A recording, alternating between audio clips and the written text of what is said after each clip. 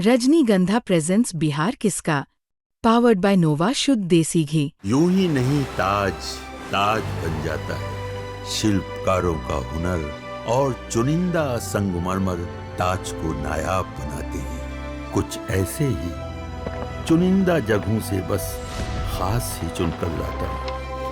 कतरे कतरे को मैं हीरे सा परखता हूँ। यूं ही नहीं मैं रजनीगंधा बन जाता हूँ।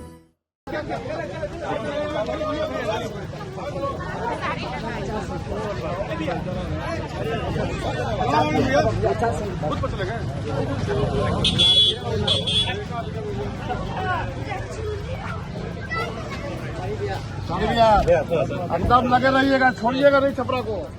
चल रहा है।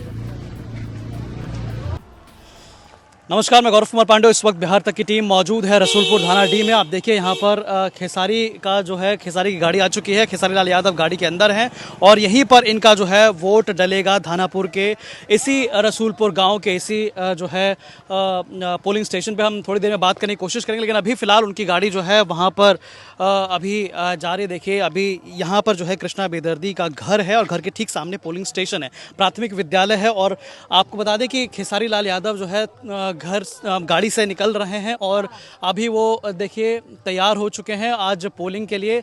और हम खेसारी जी से बात करने की कोशिश करेंगे। शत्रुघ्न जी, शत्रुघ्न जी कैसे हैं आप? गुड मॉर्निंग जी। कैसे आज लग रहा है आपको? कैसा लगेगा, अपने अधिकार के लिए आए हैं तो ठीक ही लग रहा है। आज एक तरह से एग्जाम है आज। हाँ, कोई बात नहीं, एग्जाम के लिए प्रिपेयर्ड है। जिंदगी हर दिन परीक्षा के हिसाब से ही चलती है, क्योंकि कल क्या होगा पता नहीं, तो परीक्षा तो हर दिन है। तो आज मन में क्या चल रहा है आपके सुबह सुबह? मेरे मन में क्या चलेगा, मेरे मन में कुछ चलता नहीं है। मैंने मेहनत की, बाकी भगवान है, क्या करेगा वो करेगा, जनता क्या करेगी वो करेगी, उसका विषय। मैं मेहनत करता हूँ, रिजल्ट देना और नहीं देना वो ईश्वर के हाथ में होता है, क्योंकि मैं ईश्वर नहीं, मैं एक इंसान हूँ और इंसान ईश्वर के हिसाब से चलता है। उसका क्रम है, वो कर रहा है। तो आज के दिन आप वोट डालने के लिए अपील करना चाहेंगे जनता को? बिल्कुल, क्योंकि ये आपका अधिकार है और इसी से आपके अपने बच्चों का भविष्य तय हो सकता है। और ये वोट सिर्फ किसी को जिताने और हराने की नहीं, बल्कि अपने बच्चों के भविष्य के लिए किया जाता है। क्योंकि आने वाला सरकार हमारे बच्चों के लिए क्या बेहतर कर सकता है या क्या सोच सकता है और उनके जीवन में और क्या क्या बेहतर हो सकती है, चाहे उपलायन की बात हो, शिक्षा की बात हो, या दवा की बात हो, अस्पताल की बात हो, या हमारी बेहतर सुविधा की बात हो। तो उसके लिए हर इंसान को वोट करना चाहिए, क्योंकि यही एक ऐसा चीज़ है कि इस पे आपका हक होता है। आप अपने मन से, अपने विचारधारा से आप एक बेहतर इंसान को और एक बेहतर राजनेता को या बेहतर व्यवस्था को चुन सकते हैं। भैया, जिस प्रकार से इस दौरान काफ़ी सारे बयान और भोजपुरी स्टार्स ने भी कई सारे बयान दिए, तमाम बयानबाजी हुई, इन बयानबाजियों के अलावा जो है आपको क्या लगता है कि जनता के दिमाग में क्या कुछ होगा आज के दिन? देखिए, हमारे बयान से विकास का कोई लेना देना नहीं है।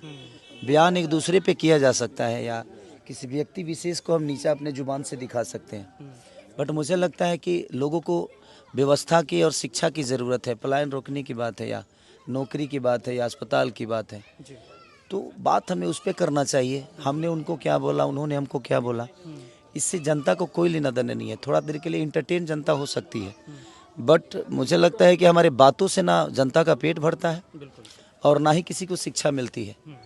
बट जिसके पास काम होता है ना, वो अपनी काम की बात करता है। जिनके पास काम ही नहीं होता है ना, वो तो सिर्फ बात ही कर सकता है, बाकी क्या करेगा। सर, आज पोलिंग है, आज वोट डलने हैं, लेकिन ठीक 2 दिन पहले, 1 दिन पहले जो एक नोटिस आ जाता है मुंबई का घर को लेकर, आपके आवास को लेकर, इस पर क्या कहेंगे आप? चलिए, बड़ी शिद्दत से उस घर को बनाया हूँ मैं, खून पसीना एक करके बनाया हूँ। अगर भगवान को यही मंजूर है तो उसके लिए क्या बोल सकता हूँ मैं। क्योंकि मुंबई नगर निगम ने तो इसे एनक्रोचमेंट कह दिया है। ठीक है, आगे क्या होगा मैं क्या बोला कि मुझे कल पता नहीं ना, तो कल के बारे में बात नहीं करता। मैं आज हूँ जहाँ हूँ, मैं लड़ने आया हूँ व्यवस्था के लिए, अपने बिहार की जनता के लिए, रोजी रोजगार के लिए, बेहतर शिक्षा के लिए। मैं चाहता हूँ कि एक बार मौका देना चाहिए तेजस्वी जी को, क्योंकि हमें लगता है कि जब आप सरकार बदलते हो तो परिवर्तन होता है और एक डर भी होता है विपक्षी पार्टियों में कि अगर हम बेहतर काम नहीं करेंगे तो यार हमें भी दुनिया बदल देगी। तो उसके हिसाब से बदलाव बहुत ज़रूरी है हर आदमी के अंदर। आप जब बदलते हैं तो ही आपका परिवर्तन दुनिया को समझ में आती है। तो सर उस जो एनक्रोचमेंट कहा गया है उस कंस्ट्रक्शन का फिर क्या करेंगे, कैसे करेंगे आप, क्या चल रहा है उसको लेकर? कि आगे क्या होगा नहीं पता मुझे, बट मैंने मेहनत करके और बहुत वो सपनों का घर है मेरा। सपनों की नगरी में। ठीक है, ज़्यादा विषय नहीं है उसका।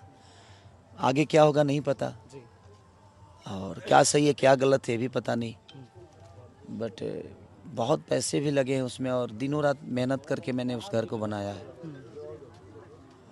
ठीक है, चलिए best of luck. Thank you, thank you. तो हमारे साथ खेसारी लाल यादव, शत्रुघ्न यादव मौजूद थे। साफ तौर पर वो बता रहे थे कि किस प्रकार से उन्होंने जो है इस चुनाव के लिए मेहनत की है, बाकायदा मुद्दे कौन कौन से हैं, और जो बयानबाजी लगातार जो चली है बीच में, उसको लेकर उसको अलग से उससे हटकर जो है लोगों के लिए जो लोगों का विषय है वो बहुत ज़रूरी है। इसके अलावा उन्होंने मुंबई में भी जिस प्रकार से इंक्रोचमेंट को लेकर जो है नगर निगम ने नोटिस दिया था उसको लेकर भी उन्होंने बातचीत बिहार तक पर एक्सक्लूसिव की है। तो बाकी तमाम जानकारियों के लिए आप देखते रहिए बिहार तक। धन्यवाद।